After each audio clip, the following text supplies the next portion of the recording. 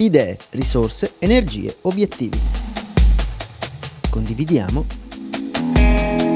per crescere insieme. Tutto questo è Community FVG. In questa puntata andremo alla scoperta di la cooperativa Alcosa di Pradis.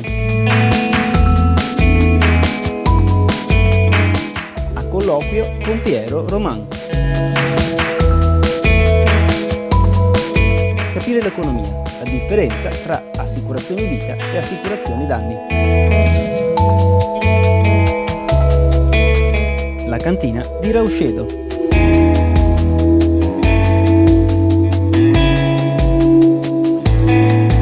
E ora iniziamo!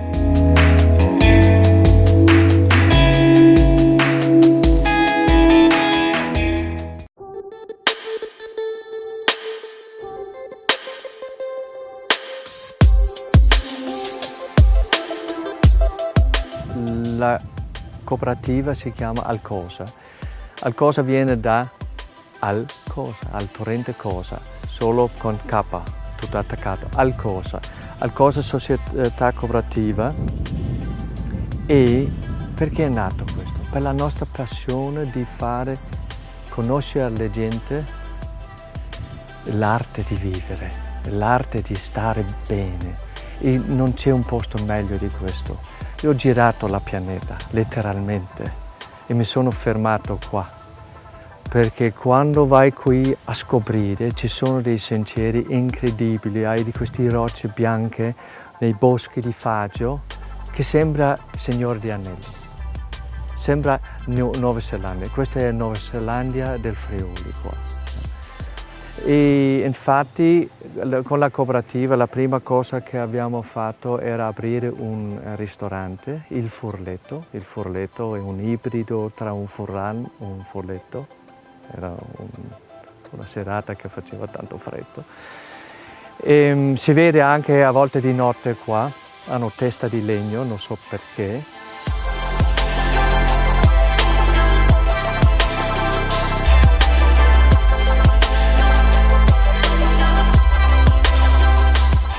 Così abbiamo cominciato con il ristorante del Furletto.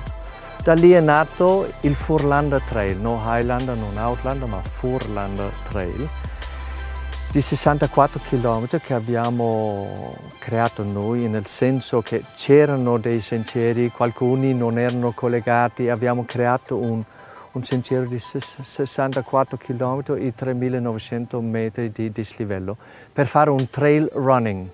Una corsa sui trail, un maratona in mezzo di corsa perciò. Dopo il Furlander Trail è nato questo progetto qua che lo chiamiamo House Balins, Furlander House Balins, Forlander, 4 Lander, sempre Furlander, che ha 14 posti letti e ha una piccola cucina che si può usare. Ha le grotte dietro che vanno sottoterra 114 metri.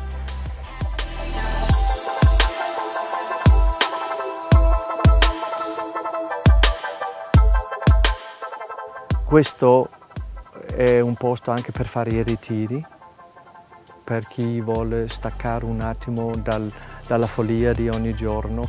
Abbiamo una stanza per fare anche sedute individuali.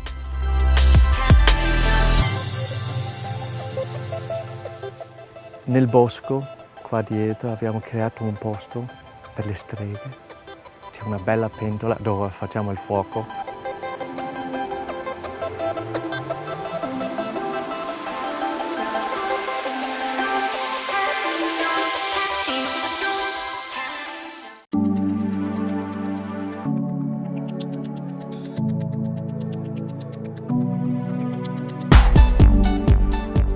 Il FLAG FVG, gruppo di azione costiera del Friuli Venezia Giulia, costituito da 11 soggetti pubblici e privati, tra i quali Confcooperative, annuncia che sono in uscita 3 nuovi bandi dedicati alle imprese della pesca e dell'acquacoltura del Friuli Venezia Giulia. Le 3 linee di finanziamento prevedono contributi a supporto delle imprese di pesca e acquacoltura per lo sviluppo di iniziative in ambito turistico, commerciale, scientifico e di prodotto. Il FLAG è stato costituito con lo scopo di implementare sul territorio regionale di riferimento un piano di sviluppo a beneficio del settore della pesca e dell'acquacoltura. Attualmente le sue attività sono finanziate dal Fondo Europeo Affari Marittimi e Pesca 2014-2020.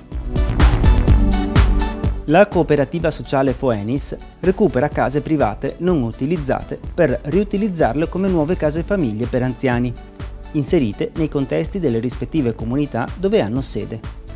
Dopo 2 case aperte a Pordenone e Roveredo in Piano nel Friuli occidentale, il progetto arriva in Veneto, con l'inaugurazione di una nuova struttura in provincia di Belluno. Come già accaduto nelle altre strutture gestite da Foenis, tutto nasce da volenterosi proprietari che hanno ristrutturato la casa per adattarla alle nuove esigenze di accoglienza. La cooperativa Foenis ora la gestirà sostenendo le spese di affitto a favore degli stessi proprietari.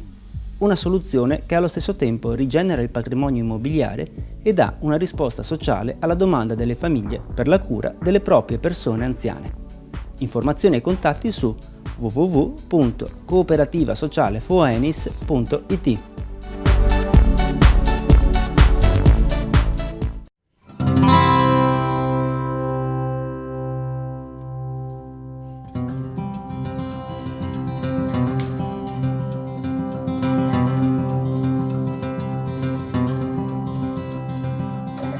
Un progetto che abbiamo già fatto io e la mia compagna prima della nascita della cooperativa di Alcosa è il canyoning. Il canyoning, o anche detto in italiano torrentismo, lo facciamo qua per farvi capire. Friuli ha la concentrazione più alta di fore di tutta Europa e ci sono un centinaia di fore, scusa il mio italiano, che sono danese, un centinaio di fore che sono attrezzate per il canyoning. Canyoning abbiamo le mute, noi abbiamo 60 mute, le mute, imbragatura, casco e andiamo con una guida alpina, un professionista, uno che non fa altro che lavorare con le corde, e andiamo giù per calare giù per le cascate, ci sono i tuffi, scivoli, toboga si chiama. E c'è solo una cosa da dire, può creare dipendenza questa cosa.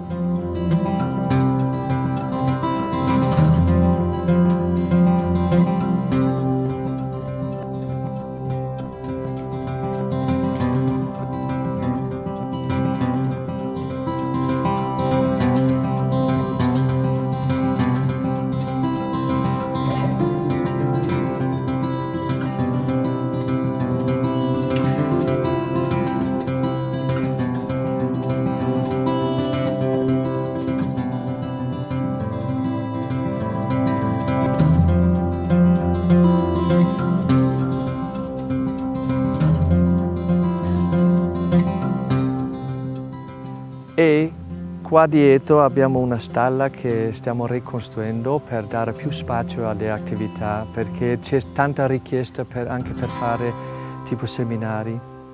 Imprese che vogliono fare 5 giorni, un brainstorming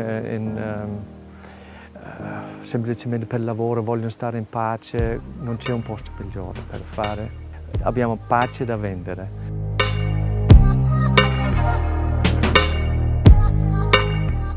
Infine vorrei spiegare questo che facciamo, questi ritiri, che è inspiegabile, è quello. È un invito a venire a stare un paio di giorni con me e la mia compagna Gatita, a staccare, proprio di ricordarsi di quello che c'è al di là dei pensieri. Quel vuoto che chiamiamo, a scoprire questo, a scoprire la pace che c'è in quel vuoto. Il silenzio che c'è in quel vuoto, perché qua c'è tanto silenzio.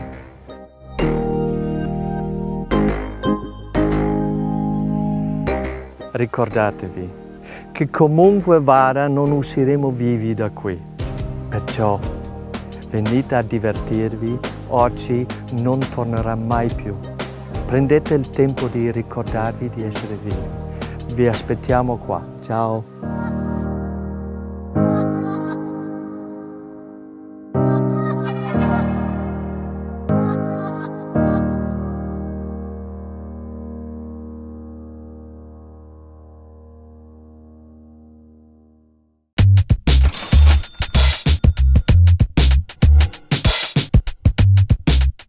Che differenze ci sono fra assicurazione vita e danni?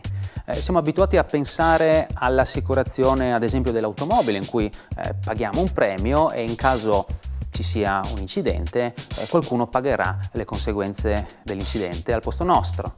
In realtà nell'offerta di prodotti assicurativi un mondo ancora più ricco e ampio è quello dell'assicurazione sulla vita ed è probabilmente ancora più difficile da valutare rispetto a una polizza sull'automobile, perché da un lato la copertura è su tipologie di rischio molto complicate, la sopravvivenza, la morte, la non autosufficienza o la malattia, dall'altro c'è una grande distanza temporale lungo la quale questo contratto dura, ma soprattutto negli ultimi decenni questi prodotti si sono arricchiti di una componente di gestione del risparmio, per cui questo rende molto più difficile capire cos'è che sto acquistando. Valgono le idee generali, devo assicurarmi quando acquisto uno di questi prodotti che sia esattamente quello di cui ho bisogno. Temo di più le conseguenze, ad esempio, sui miei figli, di una mia eventuale morte o di una malattia piuttosto grave, allora dovrei concentrarmi su prodotti che privilegiano questo aspetto. Mentre sono più interessato a far crescere il valore dei miei risparmi, allora dovrei concentrarmi più sull'altra tipologia di prodotto dove la quota di gestione del risparmio è più grande. Perché alla fin fine, se posso permettermi di investire 100 o 1000 euro in uno di questi prodotti, più sono le anime che vado ad alimentare con questa cifra, più piccolo è l'investimento che sto dedicando a ciascuna di queste opportunità.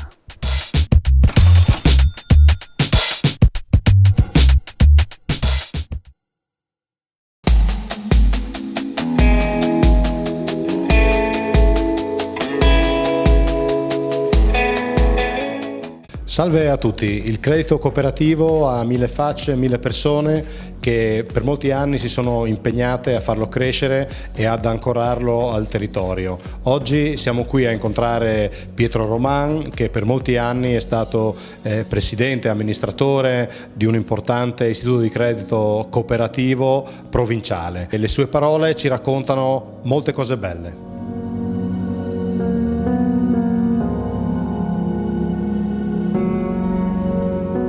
Signor Roman, da 21 anni si è impegnato nel credito cooperativo, in particolare pordenonese.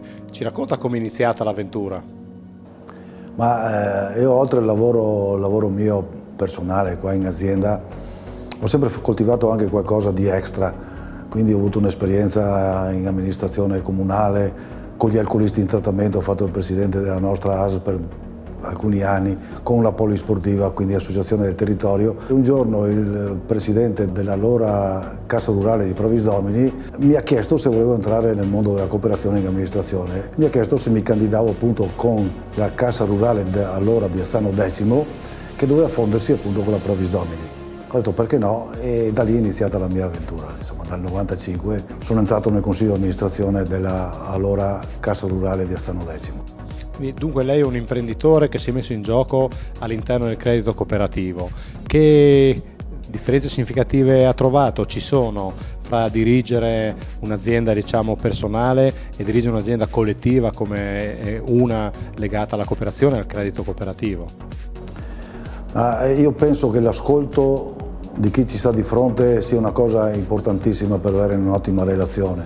Per dirigere una cooperativa, secondo me, l'ascolto è ancora più importante che su un'impresa normale, perché l'impresa normale solitamente ha una proprietà e certe decisioni le può anche prendere, anche se non proprio condivise da tutti, mentre su una cooperativa la condivisione è importante, quindi e per condividere bisogna saper ascoltare.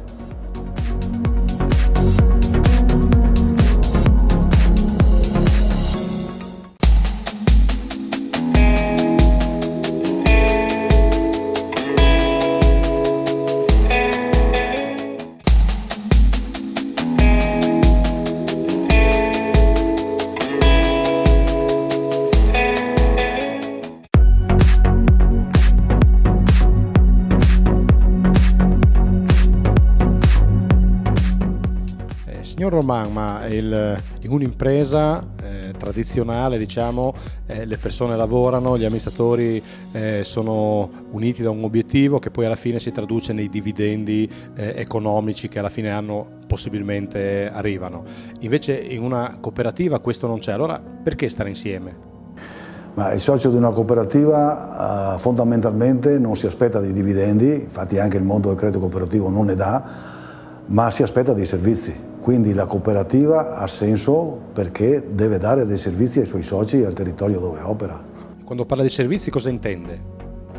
Dipende anche da che cooperativa. Se parliamo del credito cooperativo, in questo momento che io conosco molto bene, i soci sono talmente tanti, lei pensi che la Pordenonese ne ha più di 11.000, quindi deve dare un servizio al territorio. I servizi sono i più disparati, soprattutto verso quelle esigenze che la comunità sono particolari, insomma sto pensando agli anziani, alle persone ammalate o alle persone che sono anche in disagio economico, alle società sportive, alla cultura. Una banca di credito cooperativo come la Pordenonese sicuramente interviene, è intervenuta in molti di questi settori e in questa maniera dà spazio e soddisfazione ai suoi soci. A proposito di credito cooperativo, di banche di credito cooperativo, da alcuni mesi c'è questo percorso in atto di riforma, di trasformazione, di modifica e di altre novità che vengono insomma in qualche modo stabilite dalla legge, dalle leggi nazionali ed europee. Questo secondo lei ovviamente provoca un cambiamento, speriamo positivo, ma lo spirito del credito cooperativo è ancora vivo o è finito? Lo spirito del credito cooperativo io voglio pensare che sia ancora vivo e che rimanga vivo per tantissimi anni, perché la cooperazione non può finire proprio per i motivi che abbiamo detto un attimo fa. La cooperativa è al servizio delle persone. Questi cambiamenti che stanno avvenendo sono anche frutto di un periodo che diventa sempre più complesso, quindi sicuramente c'è bisogno di una struttura centrale che dia quei servizi che una piccola cooperativa non può da sola assolvere. Però la piccola cooperativa, tramite questi servizi, deve assolutamente rimanere ancorata al territorio, non deve perdere assolutamente il legame con il territorio, perché altrimenti perderebbe il suo scopo di esistere. Insomma. Dunque conferma che la vita della cooperativa passa attraverso il territorio e le persone? Sicuramente sì, è una banca delle persone per le persone. Dico una banca perché sto sempre pensando al credito cooperativo, ma una cooperativa in genere è per le persone. E sta cosa qua è quanto di più bello si possa dire. Già per tutte le aziende, anche se non sono cooperative, l'utile dovrebbe essere un mezzo indispensabile per ottenere il diritto di stare nel mercato. E questo vale anche per una cooperativa, perché deve fare l'utile, perché sennò come può stare nel mercato. Però guai a dimenticarsi che quello è un mezzo e non è un fine.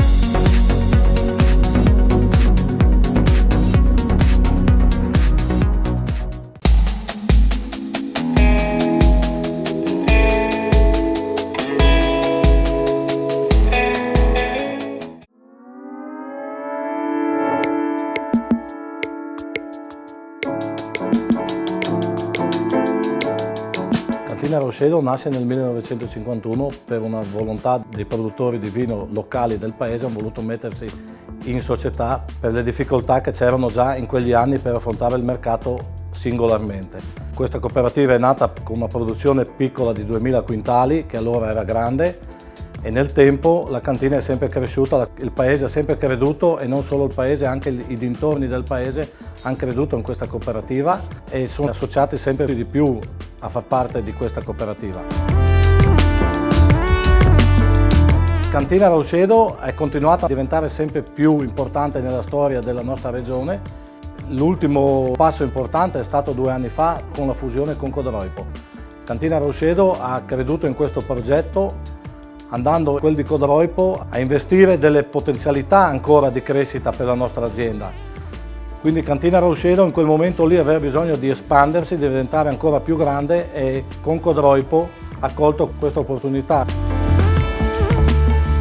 Oggi abbiamo 1700 ettari con 450 soci, distribuiti ormai quasi tutta la nostra regione, perché ormai con Codroipo siamo andati anche nella sinistra tagliamento. Lavoriamo circa 240.000 ettolitri di vino, con 18 tipi di vino. L'80% della nostra produzione di vino è fatta da uve bianche. Da padrone lo fa il Pinot Grigio da noi e il Prosecco. Abbiamo l'85% della produzione della nostra cantina. E il resto sono tutti gli altri bianchi e i rossi sono andati a finire al 5% della nostra produzione. A partire dal fine anni 90 ad oggi il Consiglio di amministrazione della cantina di Rauscedo ha fatto degli investimenti per puntare sulla qualità per circa un 20 milioni di euro, per potenziare la qualità delle nostre uve e dei nostri vini finiti. Abbiamo investito questi 20 milioni di euro, il Consiglio di amministrazione ha sempre creduto su questo e oggi come oggi ci riteniamo la prima realtà in regione per qualità e produzione.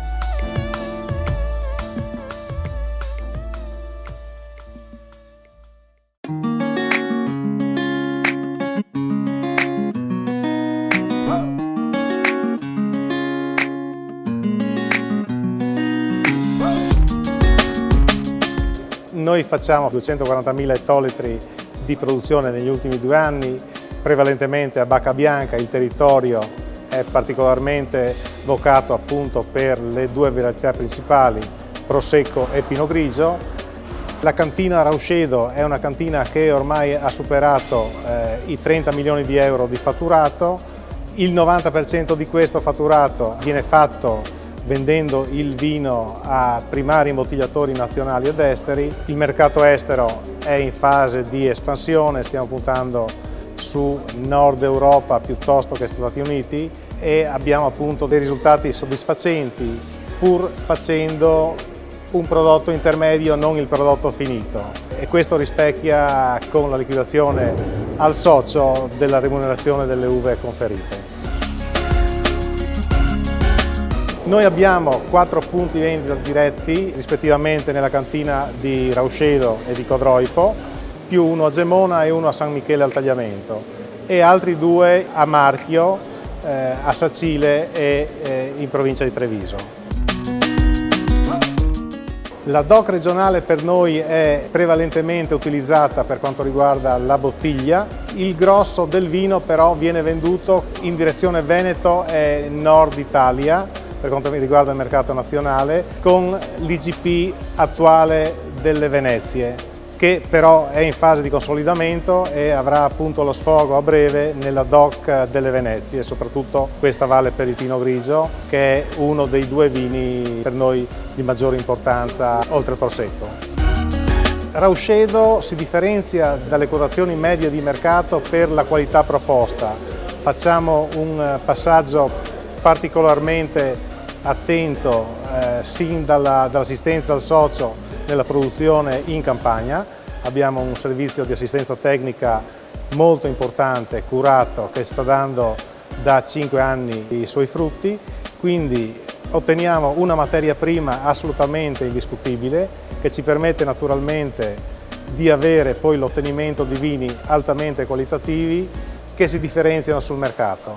Non abbiamo prezzi che sono quelli del mercato di riferimento di Treviso per la nostra zona, ma riusciamo a vendere il vino con valori sensibilmente maggiori e questo naturalmente è sempre a beneficio della liquidazione conferita al socio.